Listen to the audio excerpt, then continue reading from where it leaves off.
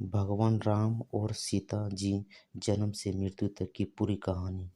भगवान राम भगवान विष्णु जी के 7वें अवतार थे, जिनका जन्म त्रेता युग में अयोध्या के राजा दशरथ और रानी कौशल्या के घर हुआ था। श्री राम इक्ष्वाकु वंश से संबंधित है, जिसे राजा इक्ष्वाकु, जो भगवान सूर्य के पुत्र थे, उनके द्वारा स्थापित किया गया था। इसी वजह से रामचंद्र जी को सूर्यवंशी राजा कहा जाता है। श्री रामचंद्र जी हिंदू महाकाव्य रामायण के मुख्य पात्र हैं और हिंदू धर्म के एक प्रमुख देवता हैं। विशेष रूप से वैष्णव परंपरा के मानने वालों के लिए वह महत्वपूर्ण है। एक शाही परिवार में जन्मे भगवान राम के जीवन को अप्रत्याशित परिस्थितियों जैसे 14 साल के वनवास और कई नैतिक दुविधाओं और नैतिक सवालों से आजीवन चुनौती का सामना करना पड़ा। श्री राम जी के रूप में विष्णु जी का मानव अवतार हुआ और उन्होंने जो कष्टों को सामना किया, उससे साबित होता है कि सतोगुण विष्णु जन्म और मृत्यु के चक्र में है। वह शाश्वत नहीं है। एक समय में भगवान विष्णु अपने निवास स्थान वैकुंठ में शेषनाग की शैया पर विश्राम करते हैं, तो दूसरी ओर वे पृथ्वी पर अवतार लेते हैं और मानव जन्म में दुख भोगते हैं। श्रीमद् देवी भागवत, दुर्गा पुराण और शिव महापुराण इस बात का प्रमाण देते हैं कि ब्रह्मा विष्णु शिव जन्म और पुनर्जन्म के चक्र में हैं। वे नश्वर हैं। युग को ध्यान में रखते हुए पवित्र शास्त्रों का गहन अध्ययन किया गया है, जिससे यह साबित होता है कि अयोध्या के भगवान राम नहीं, बल्कि आदि राम, जो अमलोक सतलोक में रहते हैं, की भक्ति की जानी चाहिए, जिनके बारे में भक्त आज तक अनभिज्ञ है।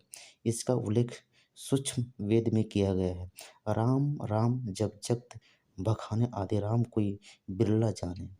हर कोई राम को याद करता है, लेकिन यह कोई नहीं जानता कि असली राम कौन है।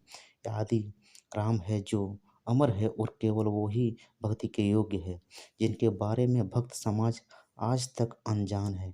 सूक्ष्म वेद में वाणी है, एक राम दशरथ का बेटा, एक राम घटघट के बेटा, एक राम सकल पसारा, एक राम दुनिया से न्यारा। वह परम अक्षर पुरुष है जो पृथ्वी पर एक तत्वदर्शी संत के रूप में अवतार लेते हैं। वह अपनी प्यारी आत्माओं को सच्चा आध्यात्मिक ज्ञान प्रदान करते हैं और उन्हें मुक्त करते हैं। सूक्ष्म वेद अर्थात सर्वशक्तिमान ईश्वर कबीर जी की अमृत वाणी में उल्लेख है, राम बुलावा भेजिया, दिया कबीरा रोय, जो सुख साधु संग में, सो बैकुंठ में ना होय। प्राणी को सुख और शांति केवल सच्चे आध्यात्मिक गुरु की शरण में जाने से ही मिलती है, जो एक तत्वदर्शी संत की भूमिका निभाते हैं, क्योंकि वह सच्चे मोक्ष मंत्रों को प्रदान करते हैं और कसाई ब्रह्म काल की जेल से छुड़ाकर आत्माओं को मोक्ष करवाते हैं। यह सुख और शांति भगवान विष्णु के निवास स्थान वैकुंठ में भी नहीं पा जा सकती है। सच्चा आध्यात्मिक ज्ञान न होने के कारण पूरी दुनिया भगवान अर्थ भगवान विष्णु की ही पूजा करती है, जो आत्माओं को जन्म और पूर्वजन्म के दुष्चक्र से मुक्त नहीं कर सकते हैं, क्योंकि वे स्वयं ब्रह्मा काल के जाल में फंसे हुए हैं। यह लेखन पाठकों के मर्यादा पुरुषोत्तम राम जी के जीवन का अवलोकन कराया, जिनकी पूजा मासूम भक्त युगों युगों से बड़ी श्रद्धा के साथ करते आ रहे थे, यह मानते हुए कि वह एक दिव्य पुरुष थे, जबकि महाकाव्य रामायण और अन्य पवित्र शास्त्रों के तथ्य यह स्पष्ट करते हैं कि आदि राम, जो परम शाश्वत स्थान सतलोक के शिखर यानी 7वें आसमान में रहते हैं, वे अमर सतपुरुष ही केवल पूजा करने के योग्य है।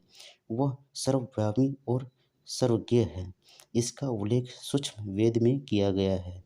एक राम दशरथ का बेटा, दूजा सकल पसारा, तीजा घटघट का वासी, चौथा दुनिया से न्यारा। आए तथ्यों के आधार से निम्नलिखित बिंदु पर ध्यान केंद्रित करते हैं और अध्ययन करते हैं कि आराध्य राम कौन है। नारद मुनि का भगवान विष्णु को श्राप देना, भगवान राम का 14 वर्ष का वनवास, ब्रह्मा काल का जाल जब भगवान राम ने देवी पार्वती को पहचाना, भगवान राम का राजा बाली को धोखे से मारना, राम सेतु का निर्माण किसने किया था, भगवान राम या आदि राम ने।